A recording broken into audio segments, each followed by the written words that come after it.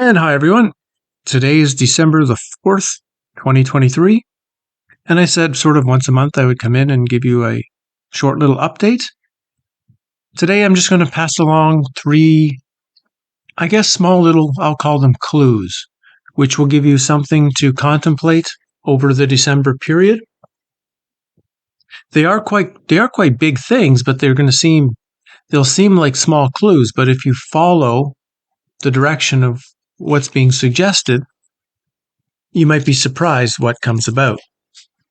We've been doing very, very well over at my locals channel. I've been really happy with the way the community has picked up conversation with each other. So there's been a lot of very good depth over there. They've even set up some of their own personal discussion areas for them to talk amongst themselves in specific subjects. That's where you'll find almost all of my new work. Any interviews. I'm not doing many anymore. I took pretty much 3 months off, almost 2 months off. But the few interviews that I'm doing before Christmas, they'll be there as well. So come on over, join us at locals. It'd be great to have more people join the community and join the conversation. So 3 clues. The first concerns the Christmas period that's coming up, and specifically the winter solstice. Now, most who have looked into the symbolism around what Christmas at least originally was presented as, there was of course, link to the winter solstice. Christianity added its birth myth of the Savior, and then the modern consumer period added the, quite evil overlay of what we might call modern Christmas on top of it. But the clue is when you see that the winter solstice, which is the main element of what we're dealing with coming up in 3 weeks, that's the thing. That is meant to be the Christmas day. That it's about the death of this Christ figure, not the birth. And when you understand exactly kind of what that means, and it relates to the topic of Exit the Cave.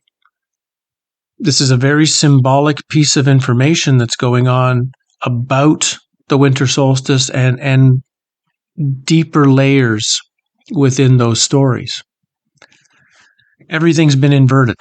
So if you switch the inversion around to make that the death, move the birth to where the death now is, a lot of things will start to make very clear sense, actually. Unraveling the stories, and more importantly, unraveling those specific times of the year, those specific energies, be they the equinoxes or the solstice.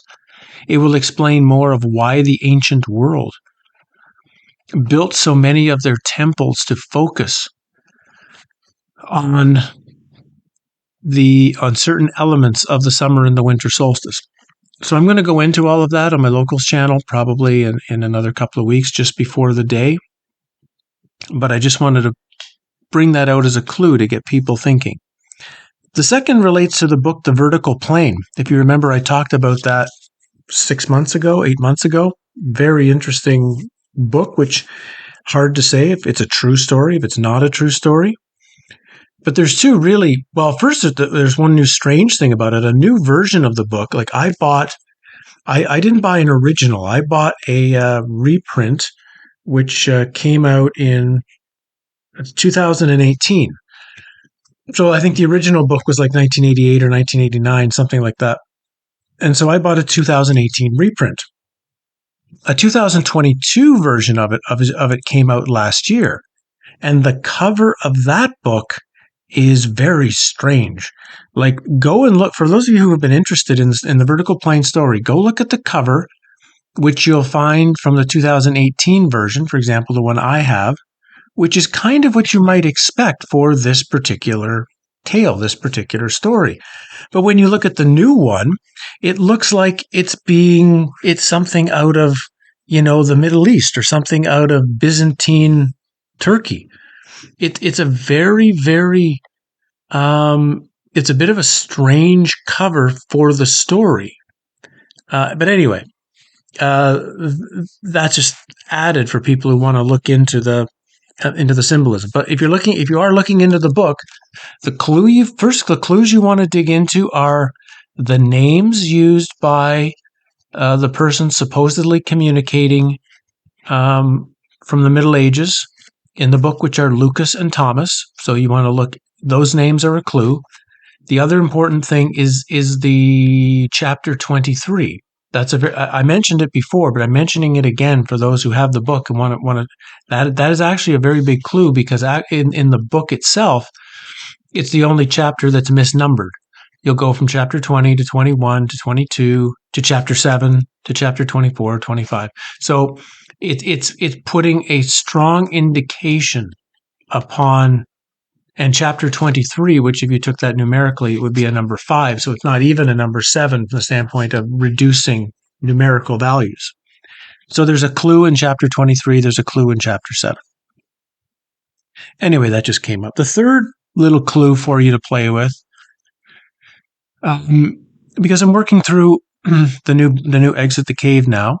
It's starting, now that I've taken, the hockey break was very good for my mind, and now I have a much clearer focus going into writing and researching the Exit the Cave work. And I'm getting into some very deep material, and it's a slow process, but it's going fine. But I was looking into the Corpus Hermeticum, and there was something specific I was looking into because I was looking up a specific quote. And the numbering system that was used was not the numbering system I'm used to. I have versions of which most people who have a Corpus Hermeticum around have a version, either a Mulder version by G.R.S. Mead, which of course is a question mark right away because Mead was attached to the Theosophical Society, and then a more recent one, which is Brian Copenhaver. Copenhaver? So those are the two most well-known versions of the Corpus Hermeticum, and they have the same numbering system. And I was trying to look up. It was being listed under a different chapter number than what I had. And so I was flipping through my book trying to figure out, well, which chapter is this actually from? And something similar to the vertical plane. I came to chapter 13, 14, and then all of a sudden chapter 16. Like, what? Where's chapter 15? Something's missing here. So I thought there was some sort of mistake in the production of the book. But I realized, no, it's actually, the page numbers are correct.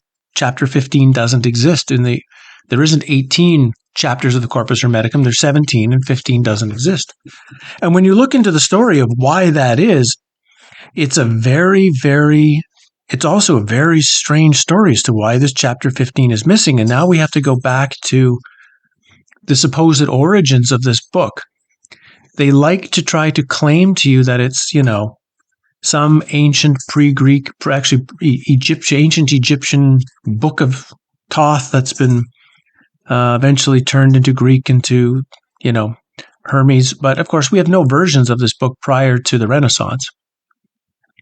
And it's very, very strange how this book just magically shows up at the time of the Renaissance in Florence in the lap of Cosimo de' Medici. So he is just one of the strangest figures of history, because why would basically the first big banking conglomerate be so concerned about wisdom and knowledge and hermetic knowledge? The story goes, right, that somebody from the East brought a copy of the Corpus Hermeticum to Florence. Medici then gave it to Marsilio Ficino, the creator of the Platonic Academy. If you haven't been to the Platonic Academy in Florence, highly recommend it. And gave it to him to translate. Okay, that's one theory. Another interesting theory, one which I might subscribe to, is that Ficino wrote it.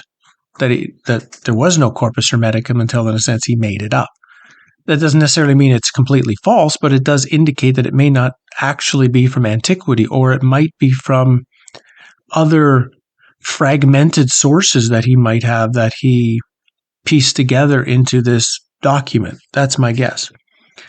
Anyway, when they say why there's no chapter 15, they claim that Ficino only had 14 chapters to actually translate, so that his translation was 14 chapters.